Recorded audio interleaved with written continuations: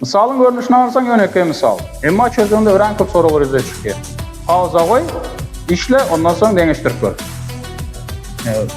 Rükman repost edin. Vatanımızın beyleki çağlaram görsün. Videonun dargamana kömek edin. Salam hormatly okuşlar, hormatly dinleyiciler. Bu misalımızı saylap alan zamanısı yönekeci görünüşü, ama 7. 8. ve 9. sınıflara öğren bir gerekli misalını kadip seyrettik. Sebebi az ustayda işlerimizde köp sal öğren olayan. Gelin sudan seyredelim. Yine zaydalı x kvadrat. Ne bunu geçerli bari? Ayırmak x, y, koşmak. Y kvadratımız kalsın. Ayırmak y, z. Koşmak z kvadrat, ayırmak zx dendir 0 diyelim.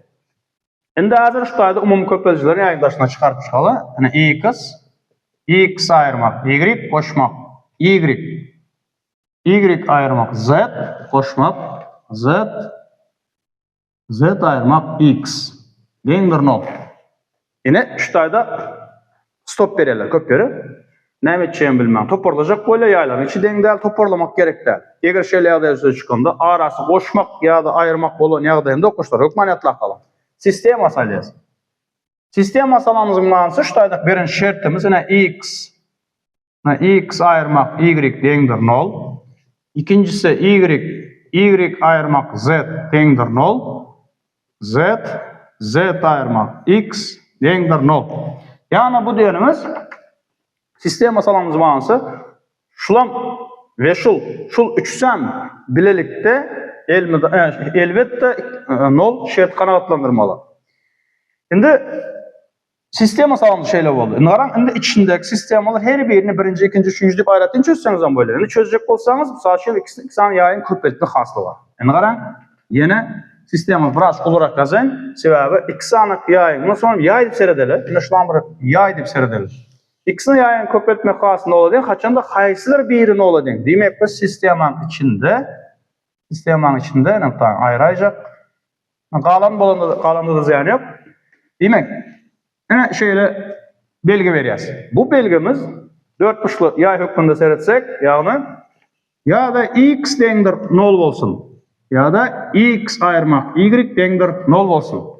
Şu yağda haysiler biri 0'a denk olan yağda da şu tutuşlarını 0 kanatlandırıyor. Demek sistemadaki şertimiz yerine yetkiyor. Köpeltme aslında şey diyeceğiz. Şimdi aşağı kısmam şeyde olur. Onda bunda da y dendir 0 ya da y ayırmak z dendir 0. Ne üçüncü z dendir 0 ya da z ayırmak x dendir 0. Şimdi sonra çözünü çözelim. Şimdi sistemi çizdim ben. Üç dağı işkınak bol birazcık serelim. X dendir 0, x dendir y dendir 0, y dendir z ve üçüncüymüz z dendir 0, z dendir x. Yine çözümü dolu oldu.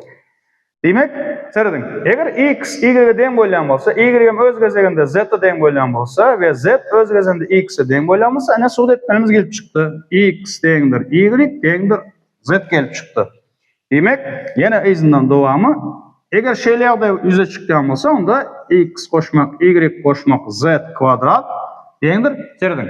Ana şutayda men eğer şunun akısı birbirine denk boylan bolsa x köpeltmek y derek men x oyan onda x kvadrat, y şeylerde kvadrat ve z kvadrat peyda oldu. Elbette denglik tarafam denk. Yine bu dolu suut oldu. Suut edenizde hökmanı suratta dolu suutta edenizde yani kim tapmaz yazanda hayır. Şun bağlım düştü, bağlım az denk görün olmasın.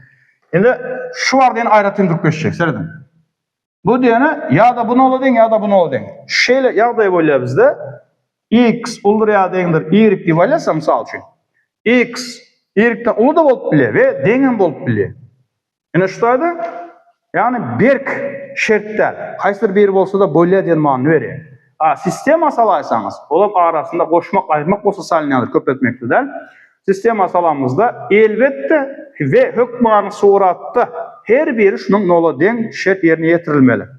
Ne? Böyle söyle misallarınız kıyındayken komentariyada sorularınız var olsa, düşünmedikleriniz olsa verin.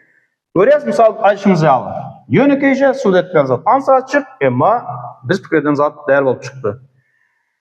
Like, podpiska basmani yatdan çıkarmang ve hayşe okuçlar, hormatly dinleyiciler, ökmen repost edin. Vatanımızın beyleki çağlaran görsün. Videonun dargamana kömek edin. Emeğinize sağ olun.